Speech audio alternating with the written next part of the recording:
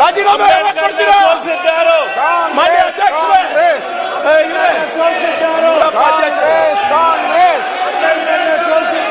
ಅಧ್ಯಕ್ಷರೇ,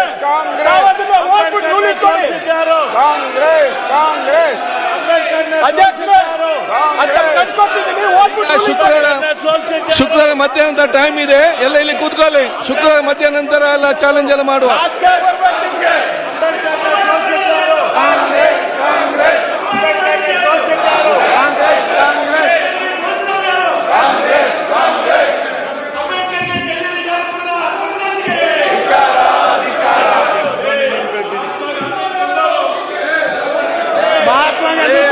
ಅಂಬೇಡ್ಕರ್ ವಿರೋಧಿಗಳು,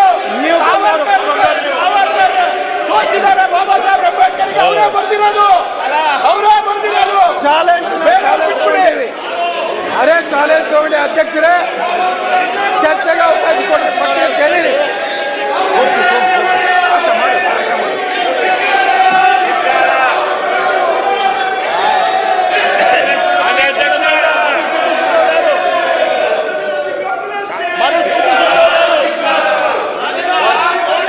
ಇದ್ರ ಬಗ್ಗೆ ಒಂದು ಚರ್ಚೆ ಆಗಲಿ. ಇದನ್ನ ನೋಡ್ಕೊಂತ ಸುಮ್ಮನೆ ಕುಂತಾರ. ಅಂಬೇಡ್ಕರ್ ಅವರ ಅನ್ಯಾಯದ ವಿಷಯ ನಾವು ಮಾತಾಡಿದಾಗ ಮುಖ್ಯಮಂತ್ರಿಗಳು ಸುಮ್ಮನೆ ಕುಂತಾರ. ಮುಖ್ಯಮಂತ್ರಿಗಳಿಗೆ ಧ್ವನಿ ಹೋಗ್ಬಿಡ್ತದೆ. ಅಂಬೇಡ್ಕರ್ ಅವರಿಗೆ ದೆಹಲಿಯಲ್ಲಿ ಕೂಡ್ಲಿಕ್ಕೆ ಜಾಗ ಕೊಡ್ಲಿಲ್ಲ, ಅದನ್ನ ಯಾರು ಕೊಡ್ಲಿಲ್ಲ ಅಂತ ಕೇಳಿದಾಗ ಮುಖ್ಯಮಂತ್ರಿಗಳಿಗೆ ಧ್ವನಿ ಹೋಗ್ತದೆ. ಅಂಬೇಡ್ಕರ್ ಅವ್ರಿಗೆ ದೆಹಲಿಯಿಂದ ಕರ್ಕೊಂಬರಕ ವಿಮಾನದಲ್ಲಿ ದುಡ್ಡಿಲ್ದಾಗ ಅದನ್ನ ದುಡ್ಡಿನ ವ್ಯವಸ್ಥೆ ನೀವು ಯಾಕೆ ಮಾಡಲಿಲ್ಲ ಅಂತ ಕೇಳಿದಾಗ ಧ್ವನಿ ಹೋಗ್ತೈತಿ. ಯಾಕೆ ಅವ್ರನ್ನ ಸೋಲ್ಸಿದ್ರಿ ಅಂತ ಕೇಳಿದಾಗ ಧ್ವನಿ ಹೋಗ್ತೈತಿ ಮುಖ್ಯಮಂತ್ರಿಗಳಿಗೆ. ಅದರಲ್ಲಿ ಮಾತಾಡಕ್ಕೇನಿಲ್ಲ.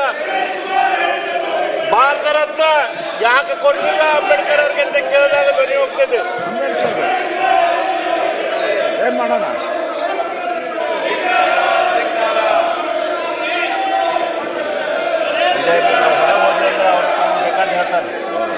ಒಳಗಡೆ ಹೋಗೋದು ಯಾರು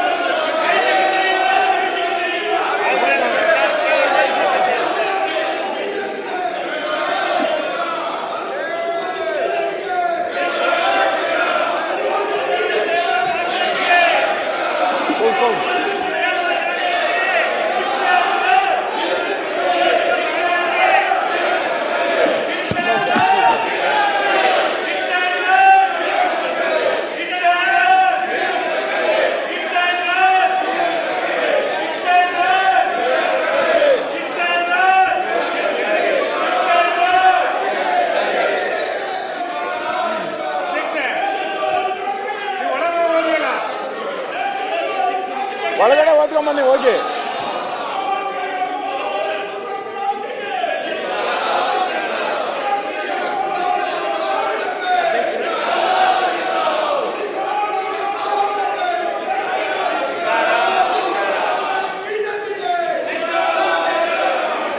ಸಾವರ್ಕರ್ ಹೆಸರು ಹೇಳಿದ್ರೆ ನಿಮ್ಮ ಪಾರ್ಟ್ನರು ಶಿವಸೇನರು ಒದಿತಾರೆ ಇಟ್ಕೊಂಡು ಅಂತ ಹೇಳಿ ಪೇಪರ್ ಓದ್ತಾ ಇದ್ದಾರೆ. ಅವ್ರದ್ದು ಅದೊಂದು ಸ್ಟೈಲ್ ಅವ್ರದ್ದು. ಅಂಬೇಡ್ಕರ್ ಅಧ್ಯಕ್ಷರ ಆಮೇಲೆ ಸಭೆ ಡಿಸೈಡರ್ ಸರ್ ಮುಂದಾರು ಹಾಕಿ ಇದು ಯಾವ ತರದ್ದು ಅಧ್ಯಕ್ಷರ ಡಿಸೈಡರ್ ಅಲ್ವಾ? ನಾನೇನ್ ಮಾಡ್ಲಿ? ಆಯ್ತು. ಈಗ ಒಂದೂವರೆ ಆಯ್ತು. ಈಗ ಮಾನ್ಯ ಮುಖ್ಯಮಂತ್ರಿಗಳ ಉತ್ತರ ಮುಂದುವರಿಸಲಿ. ದಯವಿಟ್ಟು ಕೂತ್ಕೊಳ್ಳಿ. ಆಲ್ ಸಿಟ್ ಮುಂದುವರಿಸಲಿ. ಉತ್ತರ ಮುಖ್ಯಮಂತ್ರಿಗಳು ಉತ್ತರ ಕಂಟಿನ್ಯೂ ಮಾಡಿ ಕೂತ್ಕೊಳ್ಳಿ. ಉತ್ತರ ಮುಂದುವರಿಸಲಿ. ಅಧ್ಯಕ್ಷರೇ, ನೀವು ಈಗ ಮಾನ್ಯ ಮುಖ್ಯಮಂತ್ರಿಗಳು ಉತ್ತರವನ್ನು ಮುಂದುವರಿಸಬೇಕಾಗ್ತದೆ. ಆಯ್ತಪ್ಪ, ಉತ್ತರ ಕೊಡ್ಬೇಕು ಮಾನ್ಯ ಮುಖ್ಯಮಂತ್ರಿಗಳು. ಲೇ ಮಾಡ್ಲಿ, ಸಾಕ್ಬಿಡಿ ಸರ್. ಇಲ್ಲ ಲೇ ಆಯ್ತು, ಕೂತ್ಕೊಳ್ಳಲ್ಲ. ಮೊಬೈಲ್ ನೋಡ್ಬಿಡ,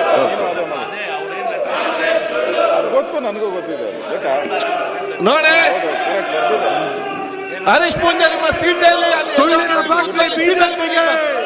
ನಿಮ್ಮ ಸೀಟಿಗೆ ಬನ್ನಿ. ನಿಮ್ಮ ಸೀಟಿಗೆ ಮಾತಾಡಬೇಡಿ. ಬಿಜೆಪಿಗೆ ನೋಡಿ, ಯಾವ್ದಕ್ಕೂ ಕೂಡ ಒಂದು ಲಿಮಿಟ್ ಇದೆ. ನಾನು ಕೂಡ ನೋಡಿ ಒಂದು ಸಮಯಾವಕಾಶ ಲಿಮಿಟ್ ಅಲ್ಲಿ ಇರ್ತೇನೆ. ದಯವಿಟ್ಟು ನಿಮ್ಗೆ ನೋಡಿ, ನಿಮ್ಗೆ ನಾನು ಎಲ್ಲ ಕೇಳಲಿಕ್ಕೆ ಆಗದಿದ್ರೆ ದಯವಿಟ್ಟು ಸದನ ಬಿಟ್ಟು ಹೋಗಿ, ಅಥವಾ ನಾನೇ ನಿಮ್ಮನ್ನ ತೆಗೆದು ಬಿಸಾಡಬೇಕಾಗ್ತದೆ. ನಾನು ಯಾರಂತ ನೋಡಿದ್ರೆ ಬಹಳ ಸ್ಪಷ್ಟವಾಗಿ ನಾನು ಹೇಳ್ತೇನೆ ಅಷ್ಟೇ. ಇದಕ್ಕೆ ಆಯ್ತು, ಒಂದು ಹೋಗಿ ನೀವು ಹೊರಗಡೆ. ಅದನ್ನಲ್ಲಿ ಮಾನ್ಯ ಮುಖ್ಯಮಂತ್ರಿ ಉತ್ತರ ಮುಂದುವರಿಸಿ. ಆಯ್ತು, ಕೂತ್ಕೊಳ್ಳೀಗ. ನಿಮ್ಗೆ ಇಲ್ಲದ್ರೆ ಹೊರಗೆ ಹೋಗಿ. ಆಯ್ತಾ, ಇಲ್ಲಿ ಕೇಳಿಕ ನೀವು ಹೊರಗೆ ಹೋಗಿ ಈಗ ಅಷ್ಟೇ. ನಾನು ಹೇಳ್ತಾ ಇದ್ದೇನೆ, ಮಾನ್ಯ ಮುಖ್ಯಮಂತ್ರಿ ಉತ್ತರ ಮುಂದುವರಿಸಲಿ. ಯಾರಿಗೆಲ್ಲ ಆಯಾಸ ಆಗಿದೆ ನೀರು ಇಲ್ಲಿ ತಂದು ಕುಡೀರಿ, ಹೊರಗೆ ಹೋಗ್ಬೇಡಿ, ಇಲ್ಲಿ ಕೂತ್ಕೊಳ್ಳಿ. ಮುಂದುವರಿಸಿದ್ದವು ನೀವು ಸೀಟಿಗೆ ಒಂದು ಮಾತಾಡಿ. ಆಯ್ತು, ಹೋಗಿ ಹೊರಗೆ ನಡ್ರಿ. ಔಟ್ ಮಾತಾಡಿ. ಆಯ್ತು ಕೂತ್ಕೊಳ್ಳಿ. ಗೊತ್ತಿದೆ ನೀವು ಅಂಬೇಡ್ಕರ್ ಏನೆಲ್ಲ ಮಾಡೋ ಗೊತ್ತಿದೆ. ಆಯ್ತು, ಮಾತಾಡಿ. ಯಾರು ಮಾಡಿದಲ್ಲ ಗೊತ್ತಿದೆ ವಿಚಾರ ಮಾತಾಡಿ. ಬರೀ ಮಂಗಳೂರಿನರ್ಧ ಗಲಾಟೆಯಲ್ಲಿ.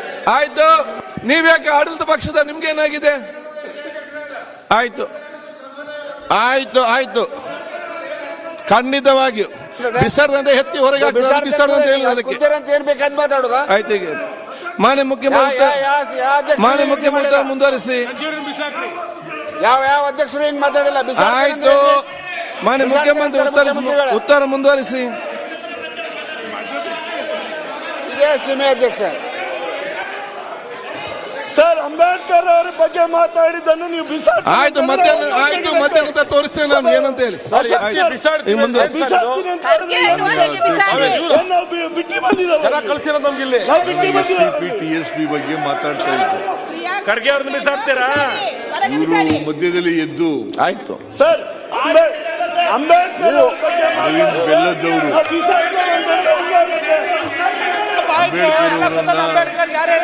ಅಂಬೇಡ್ಕರ್ ಅವರ ಬಗ್ಗೆ ಮಾತಾಡಿದ್ರೆ ಪ್ರಿಯಾಂಕ್ ಖರ್ಗೆ ಅವರು ಅಂಬೇಡ್ಕರ್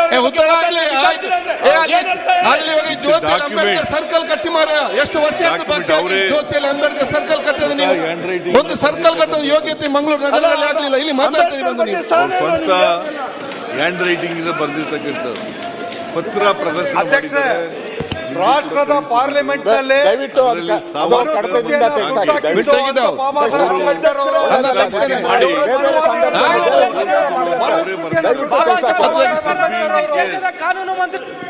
ಶ್ರೀನಿವಾಸ್ ಚಾಲೆಂಜ್ ನೀವು ಇನ್ನೂ ಒಂದು ಹೆಜ್ಜೆ ನಿಮ್ದು ಬೇರೆ ಅವ್ರದ್ದು ಬೇರೆ. ಇಲ್ಲಿ ಪ್ರತಿ ಬಾರಿ ಅಂಬೇಡ್ಕರ್ ಕೂತ್ಕೊಳ್ಳಿ.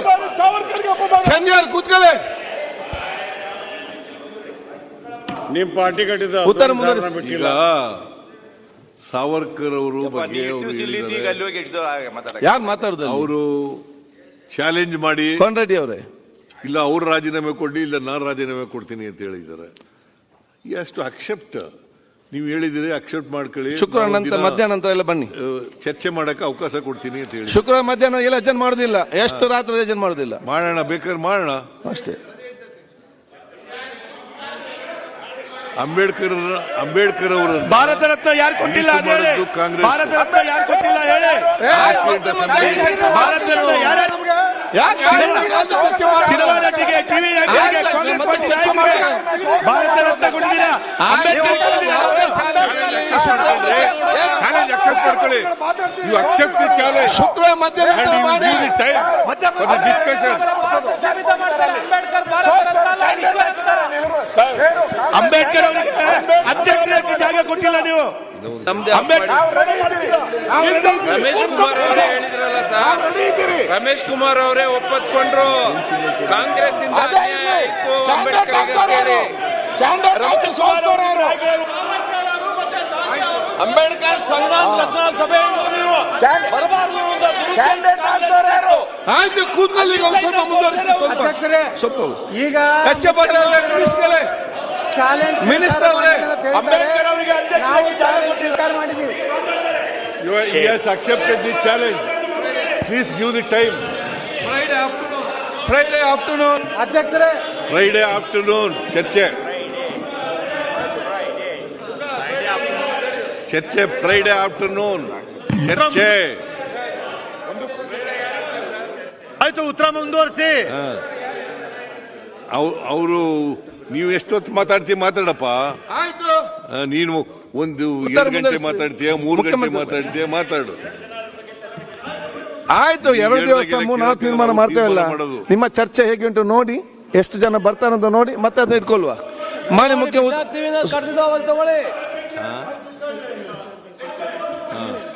ಆಯ್ತು, ಯಾಕೆ ಮತ್ತೆ ಮಾತಾಡುದು. ಮಾನ್ಯ ಮುಂದೆ ಉತ್ತರಿಸಿ ಪ್ಲೀಸ್. ಉತ್ತರ ಪ್ಲೀಸ್, ಬೇಡ ಉತ್ತರ ಕೊಡ್ಲಿ. ಉತ್ತರ ಬೇಡ ಪ್ಲೀಸ್. ಚನ್ನಬಸಪ್ಪ ಆಯ್ತು, ಕೂತ್ಕೊಳ್ಳಿ ಈಗ ನೀವು. ಆಯ್ತು. ಮಾನ್ಯ ಅಧ್ಯಕ್ಷರೇ, SCP TSP ಬಗ್ಗೆ ನಾನು ಬಜೆಟ್ನಲ್ಲೂ ಪ್ರಸ್ತಾಪ ಮಾಡಿದ್ದೀನಿ. ಬಹಳ ಚರ್ಚೆ ನಡೀತಾ ಇದೆ. ಅಶೋಕ್ ಅವರು ಕೂಡ ವಿರೋಧ ಪಕ್ಷದ ನಾಯಕರಾಗಿ ಬಹಳ ಸುದೀರ್ಘವಾಗಿ ಮಾತಾಡಿದ್ದಾರೆ ಬಜೆಟ್ ಮೇಲೆ.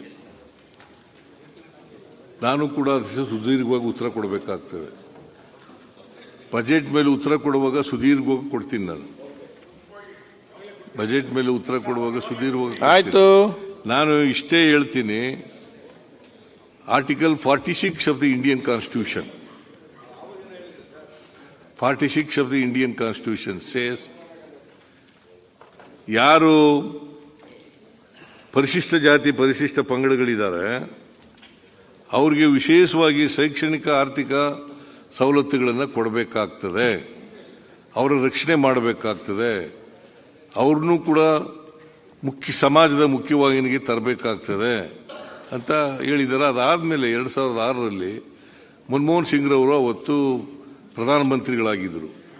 ಅವರು ಒಂದು ಎಲ್ಲ ರಾಜ್ಯಗಳಿಗೂ ಕೂಡ ಪತ್ರ ಬರೆದು ಈ ಆರ್ಟಿಕಲ್ 46 ಬಗ್ಗೆ ನೀವೆಲ್ಲರೂ ಕೂಡ ಕ್ರಮ ತಗೋಬೇಕು ಅಂತ ಹೇಳಿದ್ದಾರೆ. ಆಗ ಸಬ್ ಪ್ಲಾನ್ ಅಂತ ಇತ್ತು. ಈಗ ಅದಾದ ಮೇಲೆ ಎಲ್ಲ ರಾಜ್ಯಗಳಿಗೂ ಮಾಡಿದ ಮೇಲೆ ಆಂಧ್ರದವರು ಮೊಟ್ಟ ಮೊದಲನೇ ಬಾರಿಗೆ SCP TSP ಆಕ್ಟ್ ಅನ್ನ ಮಾಡಿದ್ರು. ಅಲ್ಲಿವರೆಗೆ ದೇಶದಲ್ಲಿ ಯಾವ ರಾಜ್ಯನೂ ಕೂಡ ಮಾಡಿಲ್ಲ. ಅದಾದ್ಮೇಲೆ ಕರ್ನಾಟಕದಲ್ಲಿ 2013ರಲ್ಲಿ SCP TSP ಆಕ್ಟ್ ಅನ್ನ ಮಾಡಿದವರು ಕರ್ನಾಟಕ ರಾಜ್ಯ. ನಾನು ಮುಖ್ಯಮಂತ್ರಿ ಆಗಿರುವಾಗ, ಆಂಜನೇಯ ಅವರು ಸೋಷಿಯಲ್ ವೆಲ್ಫೇರ್ ಮಿನಿಸ್ಟರ್ ಆಗಿರುವಾಗ. ಸೊ ಅದಕ್ಕಿಂತ ಮುಂಚಿತವಾಗಿ ಸಬ್ ಪ್ಲಾನ್ನಲ್ಲಿ SCP TSP ನಲ್ಲಿ ಖರ್ಚು ಮಾಡ್ತಿದ್ದಂತ ಹಣ 6 ರಿಂದ 7,000 ರೂಪಾಯಿ, 7,000 ಕೋಟಿ, 6 ರಿಂದ 7,000 ಕೋಟಿ. ಈ ಆಕ್ಟ್ ಬಂದ ಮೇಲೆ ಇವರು ಜನಸಂಖ್ಯೆಗೆ ಅನುಗುಣವಾಗಿ ಖರ್ಚು ಮಾಡಬೇಕು ಅಂತೇಳಿ ಮಾಡಿದ್ದು 2013. Karnataka is the second state in the country. ಅಲ್ಲಿವರೆಗೆ ಮಾಡಿರಲಿಲ್ಲ. ಅದಾದ್ಮೇಲೆ ತೆಲಂಗಾಣ ಆದಮೇಲೆ ತೆಲಂಗಾಣ ರಾಜ್ಯದಲ್ಲೂ ಕೂಡ ಈಗ ಇದೆ, ಅದು ಜಾರಿನಲ್ಲಿದೆ ಆಕ್ಟ್. ಈ 3 ರಾಜ್ಯಗಳು ಬಿಟ್ಟರೆ ಇಡೀ ದೇಶದಲ್ಲಿ ಎಲ್ಲೂ ಕೂಡ ಇಲ್ಲ. ಬಿಜೆಪಿ ಅಧಿಕಾರದಲ್ಲಿರ್ತಕ್ಕಂಥ ರಾಜ್ಯಗಳಲ್ಲೂ ಕೂಡ ಇಲ್ಲ, ಕೇಂದ್ರ ಸರ್ಕಾರದಲ್ಲೂ ಕೂಡ ಇಲ್ಲ. ನಾನು ಸುಮ್ಮನೆ ಒಂದು